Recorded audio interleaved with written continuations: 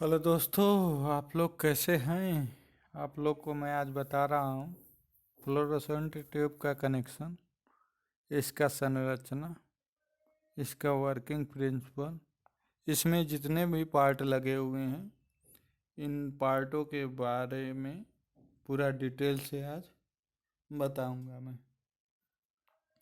तो सबसे पहले आप लोग देखिए ये इसका कनेक्शन कैसे हुआ है। इसका कनेक्शन के बारे में जानने के बाद हम चलेंगे कंस्ट्रक्शन पे। कंस्ट्रक्शन के बाद वर्किंग प्रिंसिपल पे। सबसे पहले आप लोग देखिए यहाँ पे 230 वोल्ट सप्लाई लिखा हुआ है। इसके सबसे स्टार्टिंग में पैरेलल में, इसे पैरेलल बोलते हैं, कैपेसिटर C1 कनेक्ट किया गया है। अब कैपेसिटर C1 क्यों कनेक्ट किया गया है इसको मैं बाद में बताऊंगा। और उसके बाद इसके सीरीज में, ये फेज है, इसके सीरीज में एक चोक लगा दिया गया है। चोक चोक क्यों लगाया गया है, चोक के बारे में मैं बाद में बात करूंगा। अब आ जाइए चो चोक के बाद एक ट्यूबलाइट लगाया गया है। ट्यूबलाइट देख रहे हैं आप लोग। ट्यूबलाइट यह सप्लाई के पैरेलल में लगाया जाता है। और ट्यूबलाइट के बाद एक स्टार्टर है, देख रहे हैं आप लोग। स्टार्टर स्टार्टर क्या होता है इसके बारे में मैं डिटेल में बाद में बात करूँगा। स्टार्टर कैसे काम करता है ये सब मैं बताऊँगा। स्टार्टर में क्या क्या लगे होते हैं, स्टार्टर कैसे वर्क करता है, ट्यूबलाइट कैसे वर्क करता है। ट्यूबलाइट, इस ट्यूबलाइट को हम लोग देसी में ट्यूबलाइट कहते हैं। एक्चुअली में इसका नाम है फ्लोरोसेंट ट्यूबलाइट। फ्लोरोसेंट ट्यूब बोलते हैं इसको।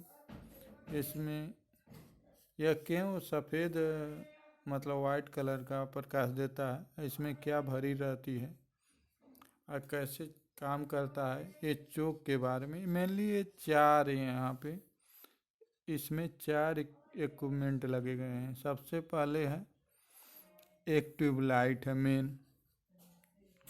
ट्यूबलाइट के बाद एक चोक है सीरीज में। उसके बाद इस चोक के ही मतलब सीरीज में फेज में ही एक स्टार्टर लगा है। स्टार्टर आप लोग को दिख रहा होगा कि सीरीज में लगा है। एक्चुअली में ट्यूबलाइट का पैरेलल में दिख रहा है, लेकिन ये कनेक्शन है ट्यूबलाइट के सीरीज में। यही तो मेन इसका एक फंक्शन है। अभी मैं आपको बताऊंगा तो आप लोग बहुत ज़्यादा खुश होंगे, क्योंकि जैसा दिख रहा है वैसा है नहीं। ट्यूबलाइट कैसे काम करता है और क्यों करता है, आप लोग, मुझे उम्मीद है कनेक्शन के बारे में, इन चारों चीज़ों के बारे में जान गए होंगे।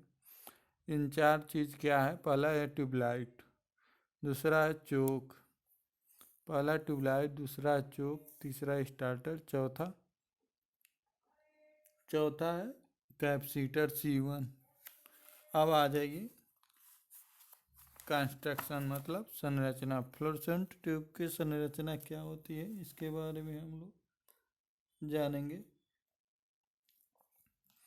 सबसे पहले यह 1 फुट से 4 फुट लंबी ट्यूब होती है। सबसे पहले आप लोग जान लीजिए, यह 1 फुट से 4 फुट लंबी ट्यूब होती है,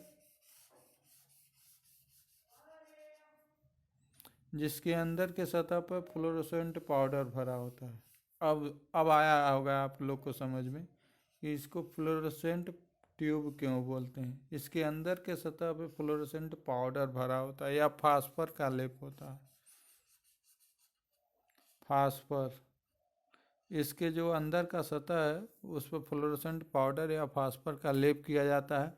अब ट्यूब के अंदर आर्गन या मरकरी गैस भरी होती है। आर्गन या मरकरी गैस भरी होती है ट्यूब के अंदर। ट्यूब के दोनों सिरों पे आप लोग देखे होंगे, दोनों सिरों पर इलेक्ट्रोड उत्सर्जित करने वाले सर्पिल फिलामेंट होते हैं। फिर फिलामेंट आप लोग देखे होंगे, दोनों इलेक्ट्रोडों के दोनों सिरों पे लगे होते हैं। ये कनेक्शन में मैं एक बार फिर दिखा रहा हूँ। ये है फिलामेंट ई, ये दो, इसको फिलामेंट ई बोलते हैं, दोनों साइड में लगे होते हैं। और ये पिन है जो बाहर की तरफ एक फेज में एक न्यूट्रल में लगा होता है। ये फेज है, न्यूट्रल है। न्यूट्रल देखिए, न्यूट्रल इसको कहते हैं। और फेज ये जो चोक के सीरीज में लगा होता है, देखिए आप लोग को समझ में आ रहा होगा। स्टार्टर से होते हुए कैसे कनेक्शन हुआ है देखिए। अब फिर आ जाइए यहाँ पे, दोनों सिरों पे इलेक्ट्रोड उत्सर्जित करने वाले फिलामेंट होते हैं जिन्हें इलेक्ट्रोड कहते हैं। आप लोग को मैं दिखाया हूँ, जो कि टंगस्टन के कुंडलित तंतु होते हैं। जो फिलामेंट होते हैं टंगस्टन के बने होते हैं और यह बेरियम तथा स्ट्रांसियम के ऑक्साइड के मिश्रण से लेपित होते हैं, जिससे उत्सर्जित कम होने पर, जिससे क्या होता है, इलेक्ट्रॉन उत्सर्जित कम होने पर अधिक मात्रा में उत्सर्जित करने के लिए यह बेरियम और स्ट्रांसियम के ऑक्साइड का मिश्रण से लेपित किया जाता है। अब देखिए यह प्लेट है, आप आ जाइए यहाँ पे।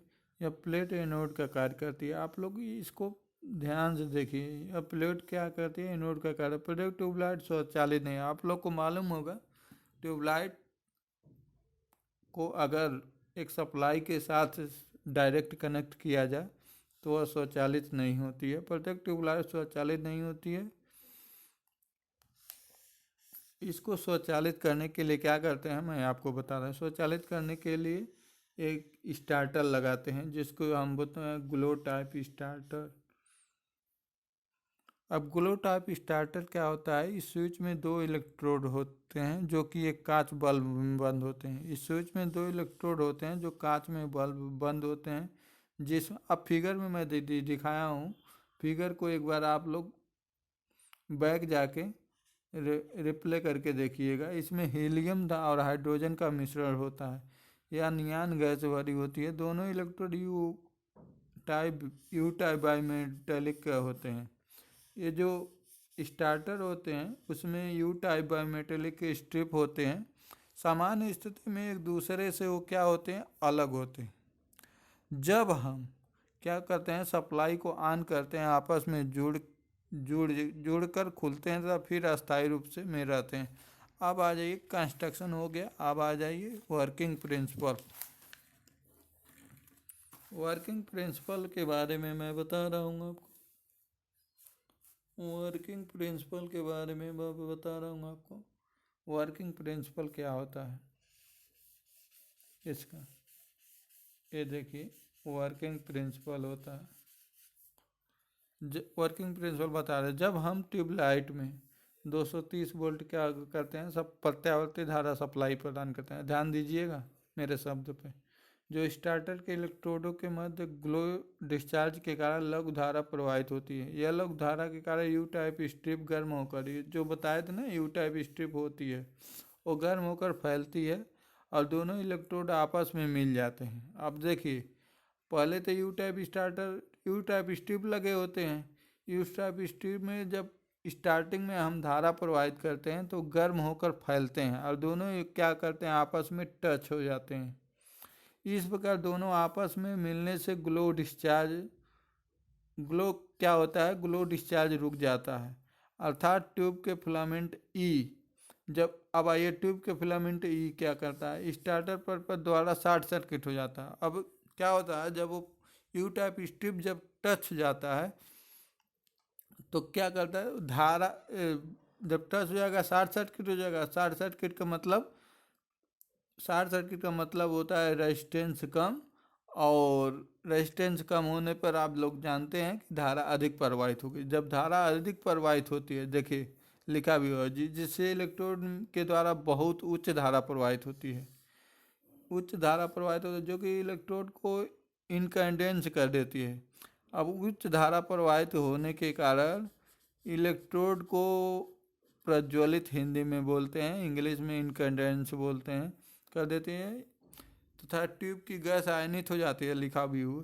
1 या 2 सेकंड के पास स्टार्टर का स्विच खुल जाता है। अब देखिए, अब सबसे पहले तो स्ट्रिप आपस में टच हुआ, शॉर्ट सर्किट हुआ, उच्च धारा प्रवाहित हुआ। उसके बाद क्या हुआ, उच्च धारा प्रवाहित होने के बाद इलेक्ट्रोड के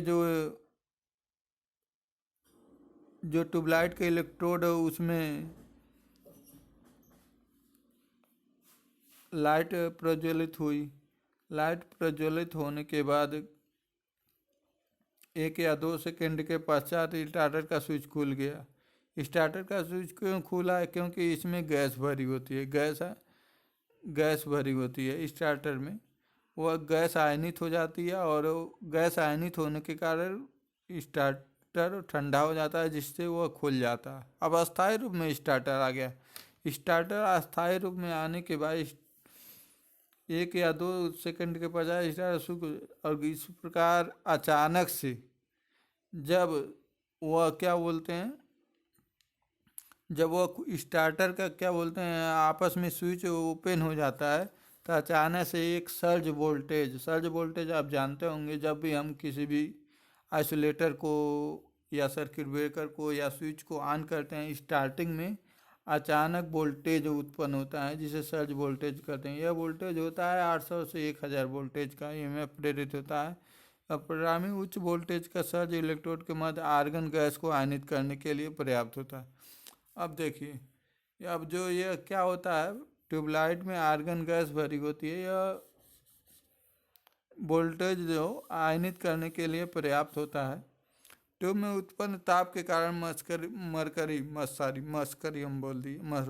वाष्पित होने लगती है तथा ट्यूब के क्रॉस में वोल्टेज 100 से 110 वोल्ट के मध्य रह जाती है। अभी विभवांतर स्टार्टर में पुनः ग्लो विसर्जन करने के लिए पर्याप्त नहीं होता है। अब सामान्य स्थिति में क्या होता है, ये 100 से 110 वोल्ट पे आ जाता है। यह विभवांतर स्टार्टर में आप देखिए पुनः ग्लो विसर्जन करने के लिए पर्याप्त नहीं है, क्योंकि क्या होता है, ट्यूबलाइट का स्टार्टर जो होता है 230 से 240 वोल्ट की रेटिंग की होती है, और उसमें एक कैपेसिटर होता है। कैपेसिटर का काम क्या होता है, जो स्टार्टर होता है उसमें जो आवाज़ होती है उसको तो कम करने के लिए, इसलिए ट्यूबलाइट में स्टार्टर लगा। अब आ जाइए उसके एसोसीरीज जैसे कैपेसिटर होता है। कैपेसिटर क्यों लगाए जाते हैं, कैपेसिटर कैसे कनेक्ट किया जाता है। कैपेसिटर को मैंने फिगर में आपको कनेक्शन में दिखाया था। कैपेसिटर क्या होता है, सप्लाई के हमेशा समांतर में, जो C1 नाम से मैंने अंकित किया था, समांतर में लगाया जाता है। या पावर फैक्टर को, जो एवरेज पावर फैक्टर होता है उसको सुधारने के लिए किया जाता है। और एवरेज पावर फैक्टर कितना होता है, स्टार्टिंग में 0.5 से 0.7 तक होता है। यह शक्ति गुणांक सुधारने के लिए सप्लाई के क्रॉस में C1 कैपेसिटर लगा दिया जाता है, जिससे परपथ का पावर फैक्टर, जब कैपेसिटर हम पैरेलल में सप्लाई के क्रॉस में लगा देते हैं तो स्टार्टिंग में 0.5 से 0.7 होता है। जब हम लगा देते हैं तो ये पावर फैक्टर 0.7 से 0.95 तक हो जाता है। इस संधारित्र की रेटिंग 0.5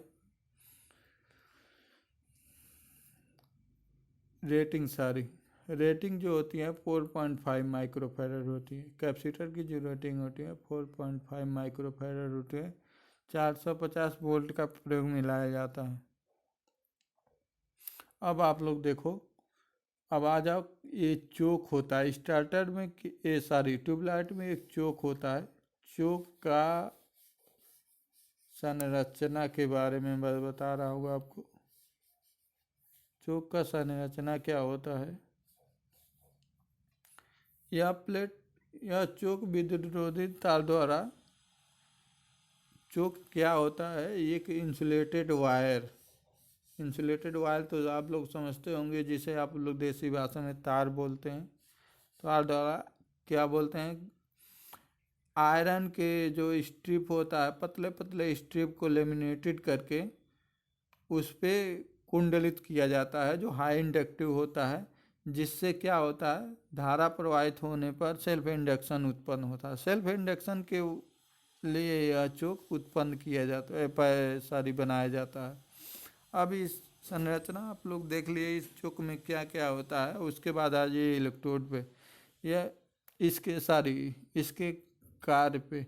यह कार्य क्या करता है, यह इलेक्ट्रोडों को प्री हीटिंग करता है। सबसे पहले काम क्या है चोक का, यह इलेक्ट्रोड को प्री हीटिंग करता है ताकि मुक्त इलेक्ट्रॉन के प्रवाह के लिए उच्च धारा प्रवाहित हो सके। यह इलेक्ट्रॉनों के मध्य आर्क को उत्पन्न करने के लिए अपेक्षाकृत अधिक विभवांतर 800 से 1000 तक का सर्ज होता है। यह इलेक्ट्रॉनों के मध्य आर्क को उत्पन्न करने के लिए चोक क्या करता है, सबसे पहला काम तो प्री हीटिंग का करना है। दूसरा काम क्या है, ये 800 से 1000 तक का सर्ज उत्पन्न करता है। तीसरा काम क्या है, यह ट्यूबलाइट के लिए पहले से निश्चित आर्क धारा बढ़ाने से रोकता है। क्या करता है, यह आर्क से निश्चित धारा बढ़ाने से रोकता है। यह 3 मेन काम है चोक का। मुझे उम्मीद है अब आप लोग समझ गए होंगे। अगर नहीं समझे होंगे तो एक बार मेरे इस वीडियो को देखिएगा और देखने के बाद समझने की कोशिश करिएगा। आपको अच्छा लगे तो लाइक शेयर एंड सब्सक्राइब ज़रूर करिएगा। जय हिंद, जय भारत।